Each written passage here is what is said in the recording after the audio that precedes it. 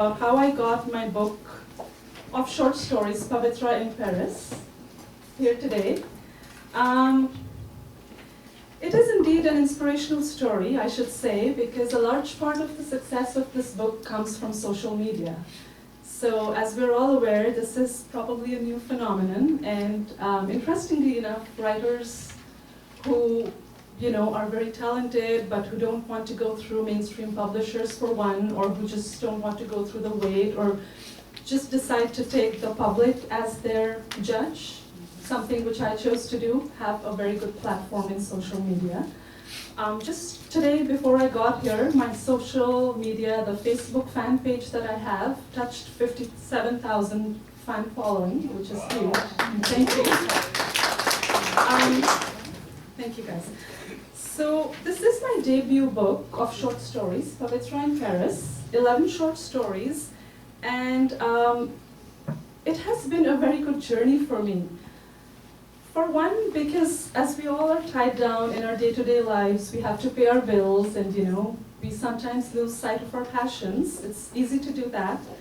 I just want to encourage everybody here not to do so, because when you do that, you're just living for the sake of living to pay your rent or mortgage, like the presentation we had, just, going out there, and by the time you get home, you're so exhausted, that fire of passion has probably died down, you're hungry, you want to go to sleep, which is normal, we're all human.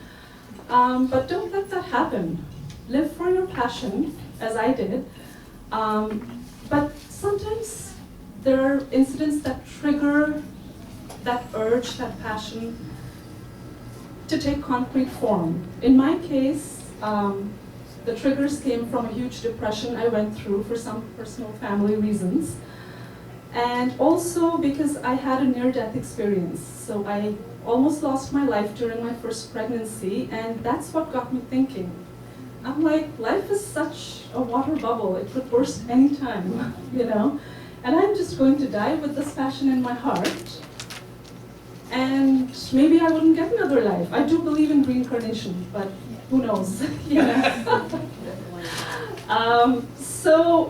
But I want to emphasize the need for teamwork, because the book that you see here is definitely what I wrote, but the social media or the event management side of it, or even putting the websites together, or even getting the book published was not my cup of tea at all. So my husband that you see there, he took the publication side of things in his own hands, started from scratch, is self-taught, put all the labor of love and all the hard work that you can imagine, and we brought this book together, and today we are a success story, and I am invited here by Passages Canada to discuss this success story with you entrepreneurs and business people, and just to share some insights on how a passion which can die down after a day job, can exhaust you, can bog you down, should not have its embers die to an extent where they can't be rekindled. I think we should all try our best to find support from home, from family, from friends, just wherever we can, from a spouse maybe, and you will find a helping hand. And there will be somebody who will say, yes, you have that in you, you should go ahead, and you should make your dream a reality. And it's not like the previous days when authors would just sit in their corner, write their books, and probably nobody would even know anything beyond their names. These days you have to go out and do your own marketing, like I was discussing with the beautiful lady there in the front. You have to take charge of your own destiny, of your own success, to a very large extent. And social media helps you do that. And if you are probably not too comfortable getting out there, connecting with people, you have to overcome certain fears to live your passion. Just for the sake of your passion, you have to get out there, connect with people. And by saying that social media is good, I would also say that it is good, but you have to have this face-to-face networking as well. It's not all about the cyber world, it's not all about things floating on the internet. You have to meet and feel and hear and bond with people face to face, like I'm doing with you guys right now. And you know, for some people it's not a very comfortable thing to do. Maybe they're shy, or maybe it's not something they want to do, or maybe, you know, they need some more encouragement.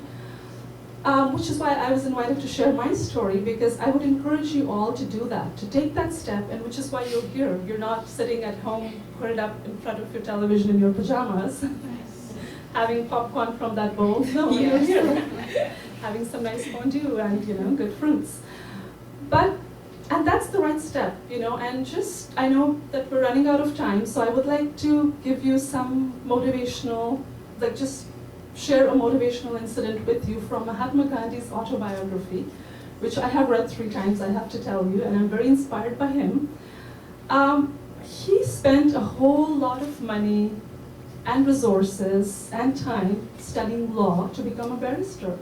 He became a barrister, but what happened when he was delivering his first brief?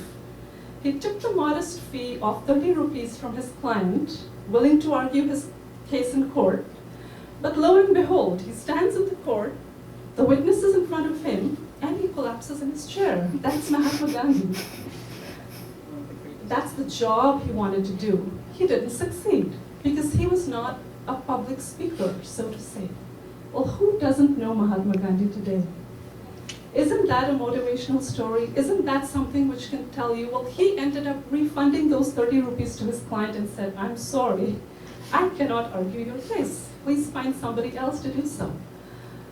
He went on to be the architect of the independent and free India that we see today. He went on to motivate great leaders like Nelson Mandela, whose loss my heart breaks at this because I am such an avid lover of people like Martin Luther King, Mahatma Gandhi, of course, and Nelson Mandela, who passed away. It cheered me up at that point when I saw the coverage on television. But those people are people like you and I, you know, and I would just like to say that big leaders, great leaders are like tall candles. They have more light.